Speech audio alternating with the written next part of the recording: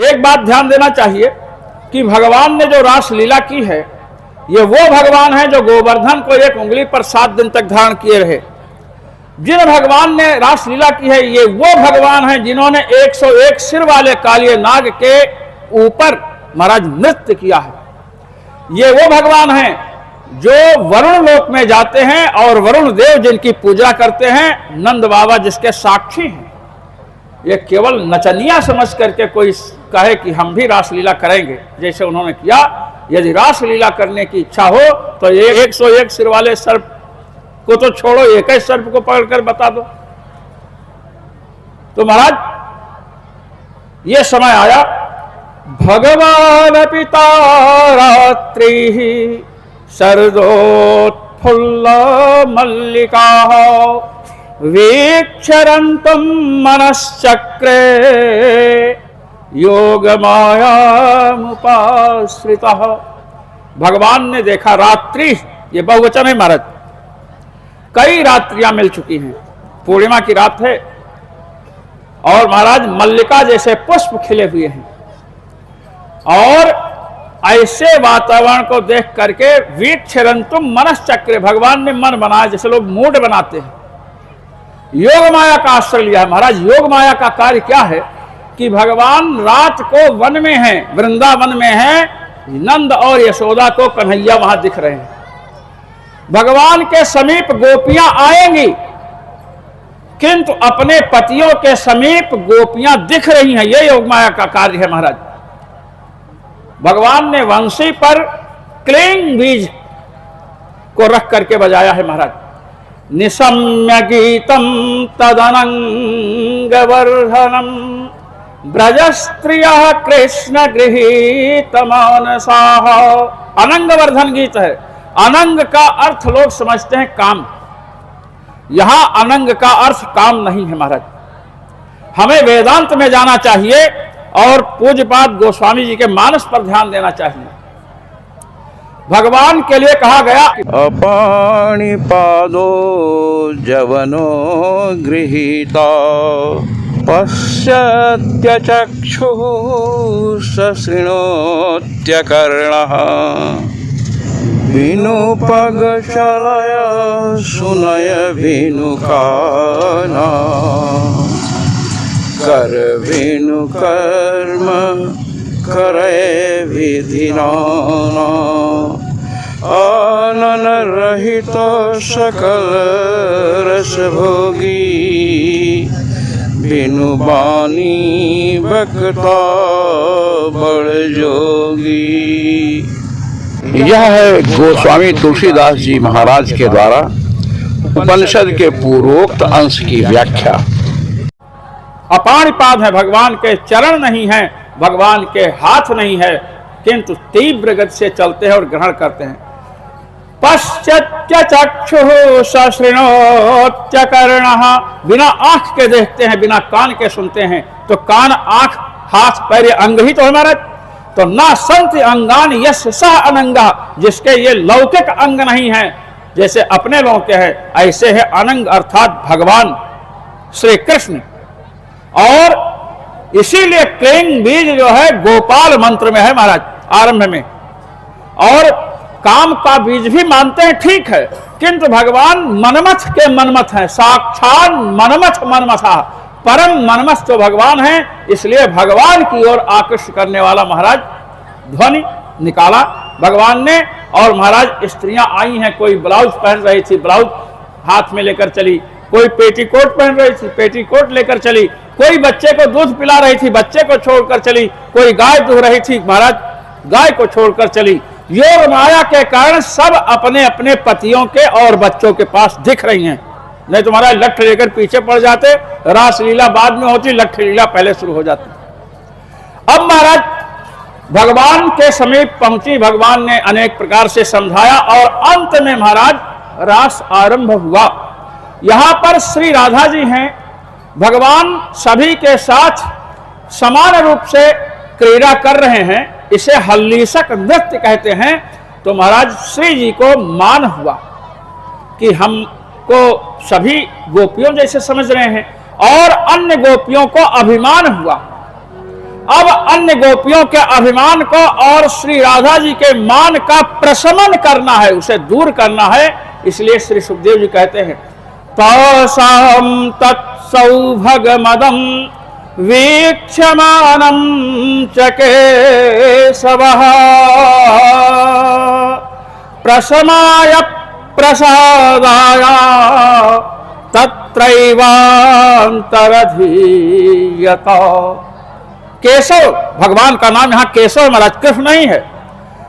केशव का कहते हैं ब्रह्मा जी को एकाक्षर कोश के अनुसार ईश कहते हैं, शिव जी को कश्चा ईशश्चा केशव तो वयते प्रशास्त इत केशवा। जो ब्रह्मा और शिव को भी अपने शासन में रखने वाले हैं, उन्हें गोपियों के अभिमान को चूर्ण करने में क्या समय लगेगा। महाराज श्री राधा जी को लेकर के चल दिए, वहां से अंतर्धान हो गए। महाराज गोपियों ने अन्वेषण किया भगवान का, भगवान नहीं मिले और अंत में गोपियों ने महाराज लीला आरंभ की है। कोई पूतना बनी, कोई कृष्ण, और महाराज उस पर भी भगवान नहीं मिले। और अंत में जब श्री जी उनके साथ गए तो महाराज श्री जी ने सोचा कि ये सबको छोड़ करके चले आए हैं, वे सब भी हमारी भक्ताएं हैं, इसलिए उन्हें भी आना चाहिए। तो कहीं कि हम चल नहीं सकती हैं, थक गई हैं, तो भगवान ने कहा कि मेरे कंधे पर बैठ जाओ। वहीं भगवान अंतर्धान हो गए श्री जी को भी छोड़ करके। गोपियां वहां पहुंचते हैं, महाराज श्री जी को देखती हैं तो श्री जी को लेकर के लौट आती हैं। गोपियों को श्याम सुंदर चाहिए, किंतु श्री से विरहित श्याम सुंदर नहीं चाहिए। और आई महाराज, तो अब गोपियों ने विचार किया कि मद भक्ता यत्र गायन्ति तत्र तिष्ठामि नारद। जहां मेरे भक्त गुणगान करते हैं वहां पर मैं रहता हूं। तो महाराज गीत गाना आरंभ किया। इसे गोपी गीत कहते हैं, कनक मंजरी छंद है। एक श्लोक की व्याख्या करके हम आगे बढ़ेंगे। जयति तेऽधिकं जन्मना ब्रजः श्रयत इंदिरा शाश्वतत्रहि दयित दृश्यताम् देक्षुतावकाश त्वयि धृता शवश त्वां विचिन्वते। ये गोपी गीत भागवत का प्राण है महाराज। और गोपी गीत पर सनातन गोस्वामी पाद जब अपनी लेखनी उठाए तो अपनी सरस्वती को सावधान करते हुए कहते, सरस्वती सावधाना भव, सावधान हो जाओ, क्योंकि भगवान की प्रियतमा जो गोपियां हैं उनके विषय में लिखने जा रहे हैं। कोई अपराध न बन जाए, भागवता अपराध न बन जाए। तो महाराज आइए, जयति तेऽधिकं जन्मना ब्रजः। गोपियां कहते हैं आपने ब्रज में जन्म लिया, इसलिए ये सर्वोत्कृष्ट है। सर्वोत्कृष्ट का तात्पर्य है कि वैकुंठ से भी उत्कृष्ट है ब्रजधाम। तो श्री सुखदेव जी कहते हैं कि वैकुंठ से कैसे उत्कृष्ट है महाराज।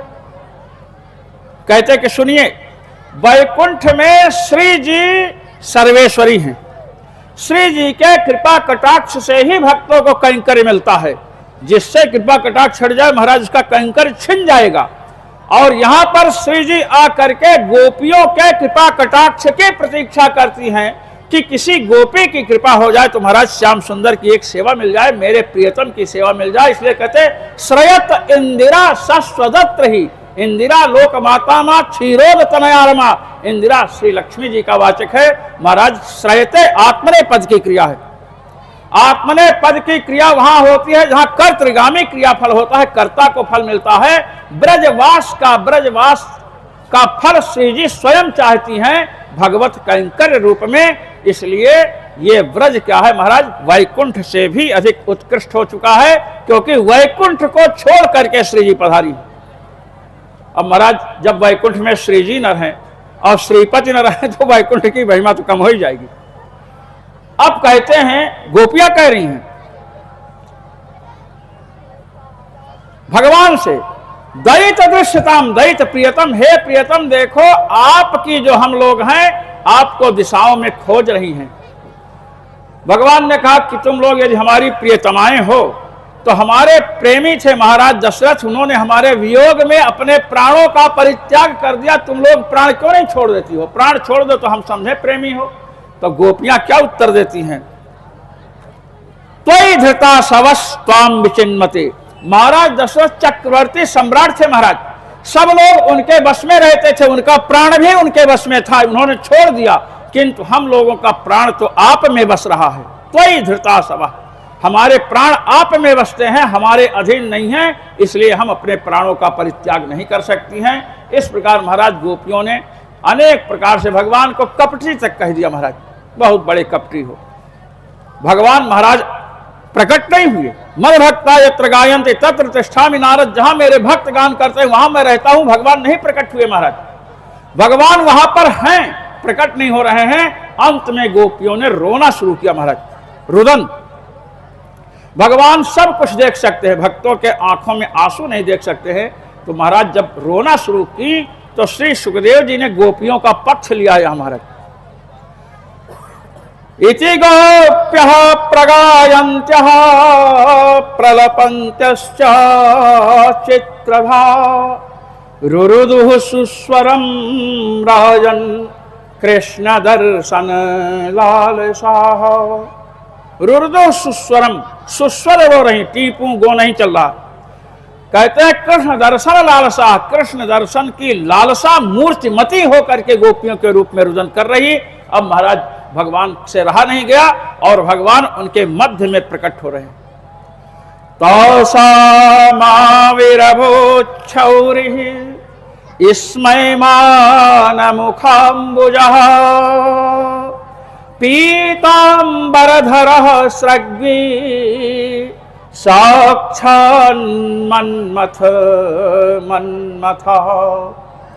देखिए भगवान प्रकट हुए हैं, कहते हैं भगवान मुस्का रहे हैं। भागवत के मार्मिक व्याख्याकार कहते हैं कि ऊपर से मुस्का रहे हैं, भगवान भी अंदर से रो रहे हैं महाराज। कहते हैं पीताम्बरधरः, भगवान का विशेषण है पीताम्बरधरः। लौह कौमुदी में एक प्रयोग आया है पीताम्बरो हरे। पीताम्बर, पीताम्बरः कहने से ही कार्य चल सकता था, पीताम्बरधरः क्यों कहा गया? तो कहते हैं कि भगवान के कारण गोपियों के नेत्र में आंसू आए हैं, इसलिए गोपियों का आंसू पोंछने के भगवान पीताम्बर को धारण किया है। इस प्रकार से ये महाराज, ये पीताम्बरधरः का भाव है, क्योंकि आपने रुलाया है तो आंखों के आंसू भी आपको ही पोंछने पड़ेंगे। भगवान प्रकट हुए तो सबने पकड़ लिया महाराज, अब ना अंतर्धान हो जाए। भगवान ने कहा अब नहीं जाएंगे हम। इस प्रकार भगवान ने गोपियों के साथ रास किया।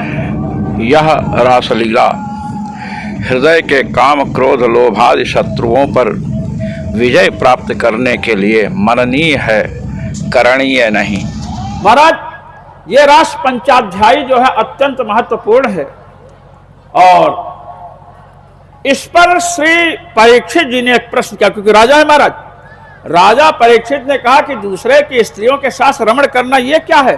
भगवान का अवतार होता है मर्यादा पालन के लिए, धर्म की रक्षा के लिए, दूसरे की औरतों के साथ ये सब करना, क्रीड़ा करना, ये कहाँ उचित है? तो इसका उत्तर श्री सुखदेव जी ने कहा तेजीयसाम न दोषाय वहने हैं सर्वभुजो यथा। जो तेजस्वी हैं उन्हें दोष नहीं लगता। महाराज शिव जी ने हलाहल विष पी लिया, नीलकंठ रूप में प्रसिद्ध हुए। आप भी विष पी करके देखो, आग में कुछ भी आप दीजिए, आहुतियां दीजिए, लोग सब जलाते हैं किंतु अग्निदेव अपवित्र नहीं होते हैं। इसी प्रकार जो तेजस्वी हैं उनको दोष नहीं लगता है। तेजस्वियों के आचरण को हमें नहीं करना चाहिए। आचरण यदि करने के योग्य है किसी का तो भगवान श्री राम, भगवान श्री राम का आचरण जो है अनुकरणीय है और भगवान श्री कृष्ण का आचरण क्वचित क्वचित अनुकरणीय है और सर्वथा मननीय है। महाराज मनन करना चाहिए।